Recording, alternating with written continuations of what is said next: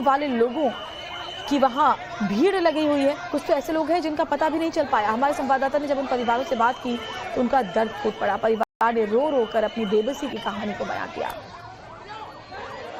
और हम इस वक्त जहांगीरपुरा जो इलाका है वहां पर मौजूद हैं। यहाँ का एक परिवार जिनके 2 सदस्य गायब हैं। एक तो बूढ़ी माताजी हैं और दूसरा एक छोटा सा बच्चा है जो उनके साथ डॉक्टर्स मेस में खाना बनाने के लिए, क्योंकि माताजी जाती थी, तो उनके साथ वो बच्चा गया हुआ था। मैं वहीं उनके परिवार के साथ ही मौजूद हूँ। क्या नाम है आपका? पायल ठाकुर, पायल तुषार कुमार। क्या हुआ?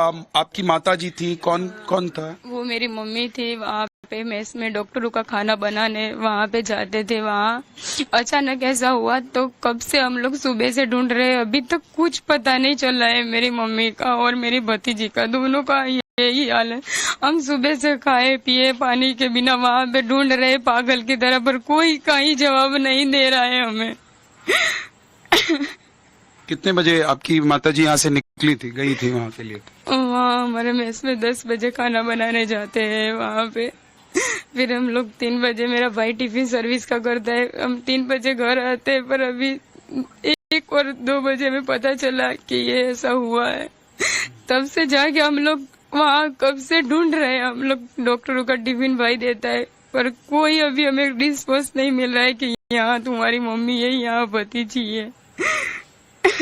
जिस हॉस्पिटल में लोगों को भर्ती कराया गया वहाँ आप लोग गए, वहाँ पता करने की कोशिश की? हाँ, मैं GCS गई, शारदा बेन गई, VS गई, 16 सिविल गई, सब जगह पे मैं जाके आई। वहाँ वैसे बोले तुम सिविल में ढूंढो, वहाँ मिलेंगे, यहाँ कोई नहीं आया।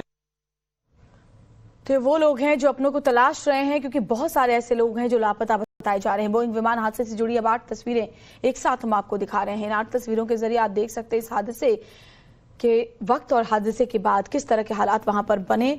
और जरा देखिए कैसे टेक ऑफ के महज कुछ सेकंड्स के बाद ही ये बोइंग विमान क्रैश हो गया, आग के गोले में तब्दील हो गया।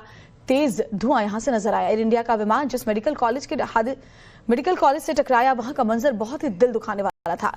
जिस वक्त ये हादसा हुआ कैंटीन खुली हुई थी, क्योंकि देखिए लंच टाइम था। छात्र, डॉक्टर सभी खाना खा रहे थे। हमारे संवाददाता हितेन की स्पेशल रिपोर्ट देखिए। टेबल पर खाना परोस कर रखा था, लेकिन अब उसे खाने वाला नहीं। लोग खाना खा रहे थे, उस वक्त ये हादसा हुआ है। और यहाँ पर देखिए किस तरीके से वो प्लेन क्रैश होने के बाद, धमाके के बाद सारी दीवारें पड़ी है। और ये मेस का एरिया देखिए, ये लंच कर रहे थे स्टूडेंट्स। ये देखिए थाली पूरी भरी हुई है, पानी, छाछ है, दाल है, पूरी थाली भरी हुई है हर किसी की। और ये उसी वक्त ये प्लेन क्रैश हुआ और उसमें इतना बड़ा हादसा हो गया। आप ये तस्वीर देखेंगे तो आपको समझ में आएगा कि ये हादसा कितना भयावह था, क्योंकि यहाँ कई लोग खा रहे थे। इन्हीं में से 45 अभी अस्पताल में अपना इलाज करा रहे हैं। और जानकारी के मुताबिक 75 जितने रेसिडेंशियल डॉक्टर्स की भी यहाँ डेथ हुई है। अगर आप देखेंगे सामने की तरफ से, यहाँ से देखिए किस तरह वो प्लेन का टेल एंटर हुआ। और दीवार देखिए, यहाँ तक आप पहुंचिए जहाँ पर बच्चे बैठकर खा रहे थे। और हमारे 2 सहयोगी इस वक्त जुड़े हुए हैं। हितेन विटलानी क्रैश साइट से हमारे साथ जुड़े हुए हैं। शिवानी मिश्रा सिविल हॉस्पिटल से जुड़ी हुई हैं। हितेन आपके पास आऊंगी, लेकिन शिवानी पहले आपके पास आती हूँ। क्या अपडेट वहां घायलों की स्थिति को लेकर मिल रहा है? कितने घायल यहाँ अस्पताल में भर्ती, और मौतों का जो आंकड़ा है अभी ऑफिशियली 265 बताया गया था, उसके बारे में क्या जानकारी है?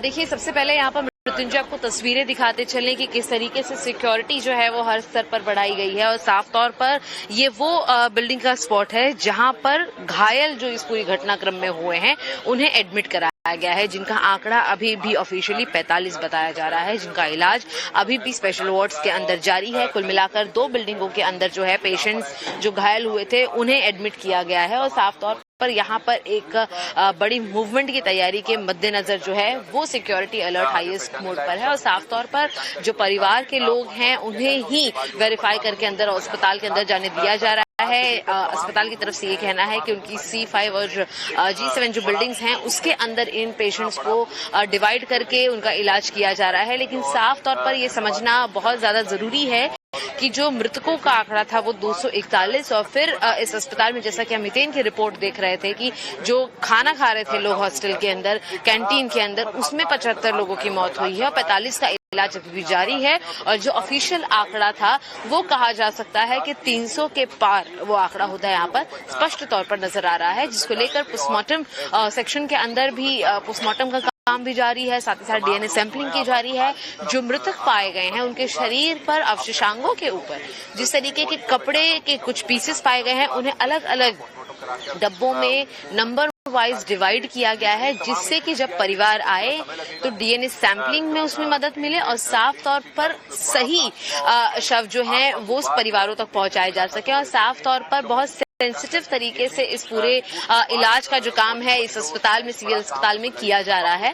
तो ये के ऊपर से जितने भी कपड़े के शेषांग मिले हैं, प्रधानमंत्री मोदी के भी आज वहां जाने के ऊपर से जितने भी कपड़े के इंतजाम है, शेषांग क्योंकि मिले हैं, प्रधानमंत्री मोदी के भी आज वहां जाने की खबर है। वो क्रैश साइट भी जा सकते हैं, घायलों से मुलाकात करने के लिए भी जा सकते हैं। शिवानी वहां से रिपोर्ट कर रही है। हितेन, 265 की अभी जो ऑफिशियल आंकड़ा है वो जारी किया गया है, वो जानकारी दी गई है, लेकिन सबसे अहम सवाल है क्योंकि जांच होगी, ब्लैक बॉक्स मिल चुका है, आखिर किसकी लापरवाही थी, कहां चूक था जो इतना बड़ा हादसा हुआ और इतने लोगों को अपनी जान गंवानी पड़ी।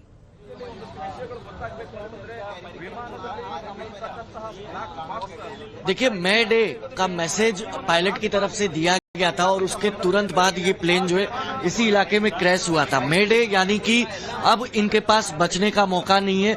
ये एविएशन के एक टेक्निकल टर्म में, एक लैंग्वेज में ये कहा जाता है। और उसके बाद वो यहाँ पर क्रैश हुआ। हालांकि 241 लोगों की मौत हुई है, 242 सवार थे, एक बच चुका है। अब जो बचा है वो दीव का नागरिक था और वो NRI था, ब्रिटिश पासपोर्ट था उसके पास। वो जानकारी निकलकर सामने आ रही है कि जब प्लेन क्रैश हुआ उसके बाद जो धमाका हुआ है उसमें चंद सेकंड था, उस दौरान जो इमरजेंसी एग्जिट का गेट था वो खुल गया, उस वक्त वो वहां से बाहर निकलकर बच गया। इस तरीके की जानकारी अब तक दीव के SDM की तरफ से जो है आधिकारिक तौर पर हमसे टेलीफोनिक कन्वर्सेशन में दी गई है। लेकिन जब वो लड़का सामने आएगा तभी सच सामने आएगा कि आखिरकार हुआ क्या था। दूसरी ओर सामने की तरफ आपको अगर मैं दिखा पाऊं, मेरे सहयोगी संकेत से मैं कहूंगा कि सामने की बिल्डिंग अगर दिखा पाए, जहां पर टेल अभी भी पड़ा हुआ है, पीछे का हिस्सा प्लेन का अभी भी पड़ा हुआ है, वहां से ब्लैक बॉक्स कल देर शाम जो है वो रिकवर किया गया है। अब उससे जांच किया जाएगा कि आखिरकार कौन सी टेक्निकल खामी आई थी, क्योंकि दुनिया का सबसे सुरक्षित बोइंग प्लेन कहा जा रहा था, ये ड्रीम प्लेन कहा जाता है इसको।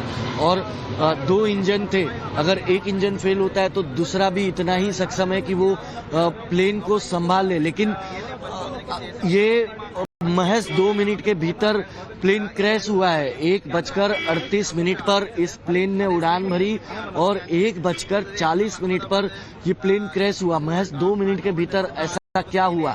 जो तस्वीरें CCTV आई है या फिर जो लोगों ने, स्थानिक लोगों ने वीडियो लिए, वो जो सामने आए उससे साफ दिख रहा है कि जब प्लेन ने उड़ान भरी उसके बाद वो तुरंत डगमगाया, मिसबैलेंस हुआ और नीचे की तरफ वो झुकाव उस प्लेन का गया। उसके बाद वो प्लेन जो है वो क्रैश हुआ है और धमाका हुआ और एक बड़ा आग हुआ। हालांकि स्वाभाविक तौर पर 12 घंटे की रनिंग